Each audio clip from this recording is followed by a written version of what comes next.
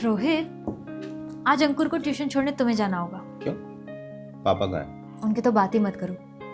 पता नहीं उनके दिमाग में आजकल कौन सी ठसक है। कुछ भी बोलो सीधे उल्टा जवाब देते हैं। रोहित,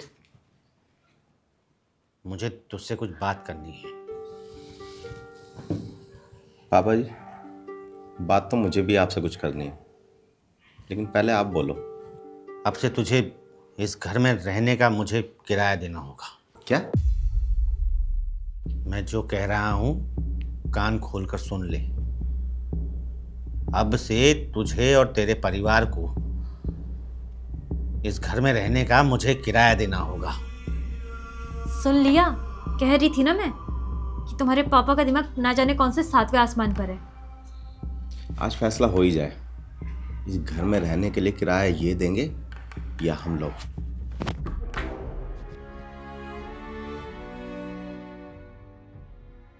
मम्मी, पापा तो चले गए, मुझे ट्यूशन कौन छोड़ेगा?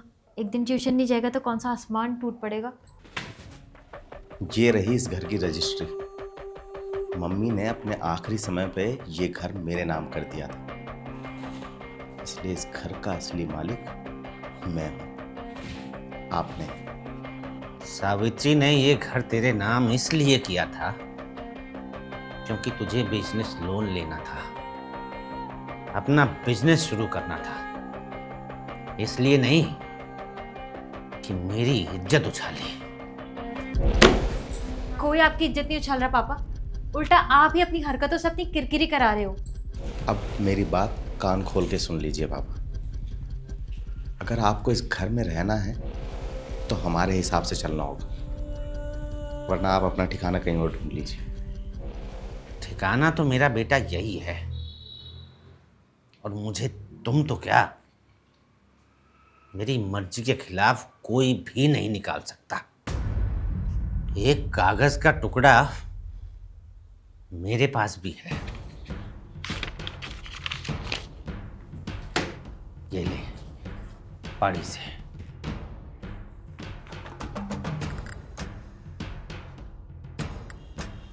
घर तेरे नाम करने के बाद सावित्री को पता नहीं क्यों यह अंदेशा हो गया था कि कहीं उसके जाने के बाद आगे चलकर तू बदल ना जाए। इस वसीयत के मुताबिक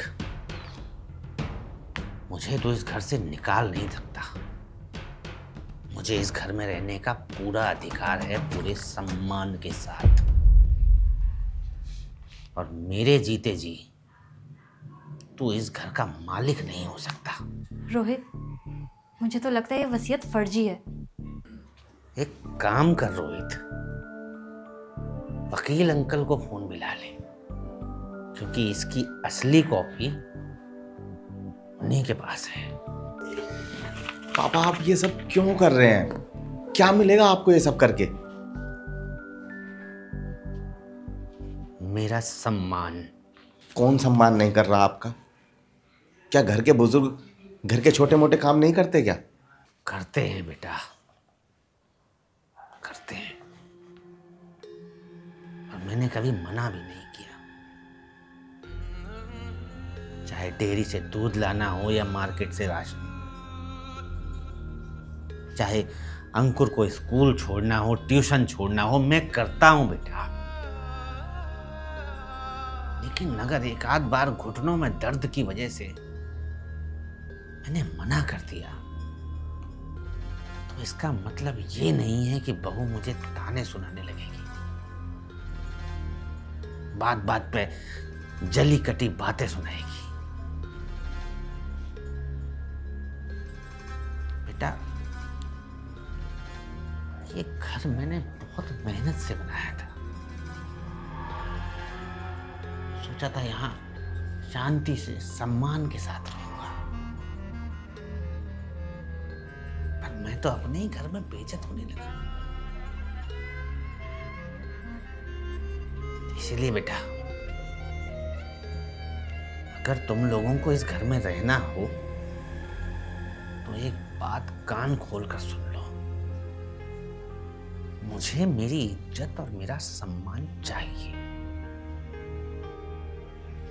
वरना आज मैं तुम लोगों से इस घर में रहने के लिए किराए की बात कर रहा हूं,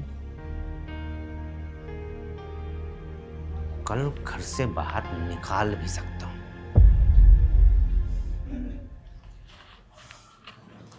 और तू बेटा अंकुर, एग्जाम आने वाले हैं तेरे, ट्यूशन नहीं जाएगा, पढ़ाई की बर्बादी करेगा। हाँ आ, मैं तुझे ट्यूशन छोड़ के आता हूं। और तुम दोनों भी, जो भी फैसला हो मुझे बता देना।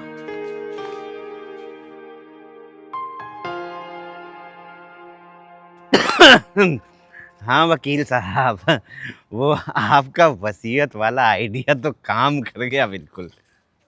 और एक बात ये भी समझ में आ गई कि आपके बच्चे कितने ही भगवान जैसे क्यों ना हो, पर अपने जीते जी उन्हें संपत्ति में हिस्सा नहीं देना चाहिए, वरना मेरी तरह आप अपने ही घर में अनचाही चीज बनकर रह जाएंगे।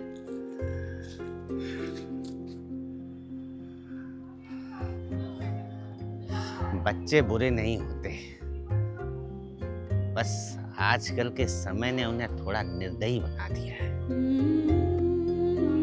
चलो बेटा, ट्यूशन के लिए लेट हो रहा है, आओ।